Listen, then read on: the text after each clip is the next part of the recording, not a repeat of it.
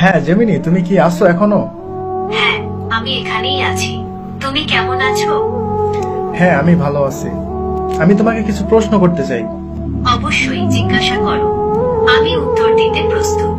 আচ্ছা, তুমি আমাকে বলতে পারো যে পৃথিবীর সব থেকে পুরাতন ধর্ম কোনটি, প্রাচীন ধর্ম কোনটি? পৃথিবীর প্রাচীনতম ধর্ম কোনটি তা নিয়ে ঐতিহাসিকদের মধ্যে কিছুটা বিতর্ক রয়েছে। তবে সাধারণভাবে হিন্দু ধর্মকে সব থেকে পুরনো ধর্ম মনে করা হয়। এর ইতিহাস প্রায় 4000 বছরেরও বেশি পুরনো। ও আচ্ছা, তার মানে তুমি বলতে চাচ্ছ যে হিন্দু ধর্ম 4000 বছর এমন আর কি হিন্দু ধর্ম, তাই তো? হ্যাঁ, মোটামুটি 4000 বছর আগে এই ধর্মের উৎপত্তি। আচ্ছা, তাহলে এখন বলো যে ইসলাম ধর্ম কত পুরনো, ইসলাম ধর্মের বয়স কত? ইসলামের ইতিহাস 1400 বছরেরও বেশি পুরনো। এটি 7ম শতাব্দীতে আরবে মহানবী হযরত মুহাম্মদ শাহের মাধ্যমে প্রচারিত হয়। ও আচ্ছা, আপনারা এখনই কেউ ভিডিও স্কিপ করে যাবেন, ভিডিওটি শেষ পর্যন্ত দেখুন, অনেক কিছু জানতে পারবেন। আচ্ছা, তুমি কি হযরত ইব্রাহিমকে চিনো? ইব্রাহিম কে কে ছিলেন বলো তো? ইব্রাহিম ছিলেন একজন নবী এবং রাসূল। তিনি ইসলাম, খ্রিস্টান এবং ইহুদি ধর্মে একজন গুরুত্বপূর্ণ ব্যক্তিত্ব।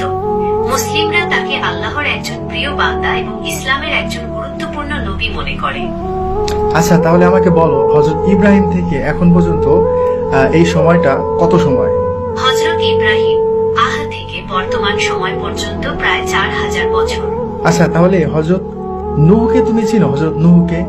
হ্যাঁ, হযরত নূহ ছিলেন একজন নবী এবং রাসূল।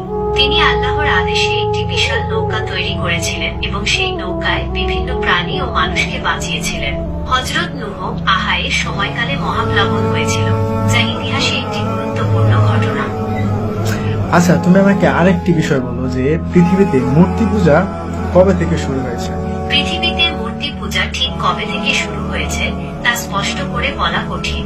তবে ঐতিহাসিক ও প্রত্নতাত্ত্বিক প্রমাণ থেকে জানা যায়, প্রাচীন মেসোপটেমিয়া, মিশর এবং ভারত সহ বিভিন্ন সভ্যতায় খ্রিস্টপূর্ব কয়েক হাজার বছর আগে থেকেই মূর্তি পূজার প্রচলন ছিল।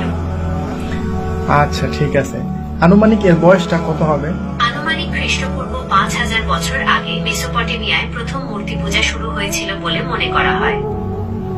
ওকে, হযরত নূহ থেকে এখন পর্যন্ত এই সময়টা কত সময়?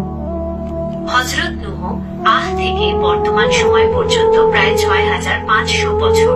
ওকে, তাহলে এখন ইসলামে হাদিস রয়েছে হযরত নূহ আলাইহিস সালামের সময়ে মূর্তি পূজা শুরু হয়েছিল।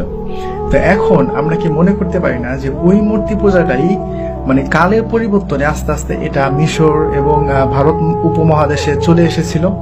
হ্যাঁ, হযরত নূহ